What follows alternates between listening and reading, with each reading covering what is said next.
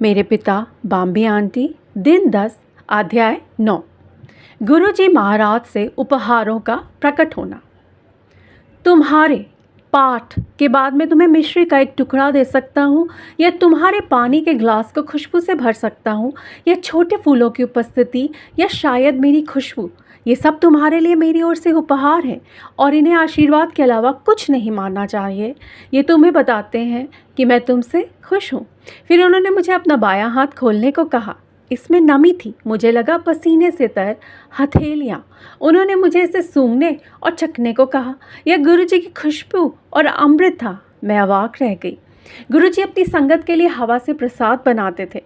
ये अलग अलग समय पर अलग अलग होते थे, जैसे मिठाई की एक बड़ी गेंद जिसका मैं वर्णन नहीं कर सकती। यह गुरुजी के एक हाथ में समा जाती और हमारे दोनों हाथों में भर जाती। प्रसाद बनाने के बाद गुरु साहिब कुछ सेकंड के लिए अपनी आंखें बंद करके प्रार्थना करते थे, फिर अपने हाथों से अपनी संगत को प्रसाद वितरित करते थे। ग्रेटर कैलाश के एस ब्लॉक में गुरुजी अपनी संगत को स्टील के ग्लासों में अमृत पिलाते थे। चूँकि मैं उनके तरीक़ों से परिचित नहीं थी, इसलिए मुझे अमृत की खुशबू के बारे में आश्चर्य हुआ। एक दिन गुरु साहिब ने मुझसे कहा, जा तू पानी दे। ट्रे लिया। मैं रसोई में गई और 25 स्टील के ग्लासों में नल का पानी भरकर गुरुजी के पास ले गई, जो हॉल के बीच में खड़े थे। साहिब ने एक एक करके ग्लास उठाया, अपनी माला से मुझे आशीर्वाद दिया और फिर संगत में से किसी एक व्यक्ति को उसे देने के लिए चुना। आखिरी 11 ग्लास मुझे, मेरे पिता, माता आदि की ओर से दिए गए। अमृत के प्रत्येक ग्लास में सुगंध की तीव्रता अलग अलग थी। कुछ में मुश्किल से कोई सुगंध थी और कुछ में इतनी सुगंध थी कि एक बार में पीना असंभव था। गुरु साहिब के निर्देश पर चहल आंटी जी ने गुरुजी के सामने हमें अपना एक दिव्य अनुभव सुनाया।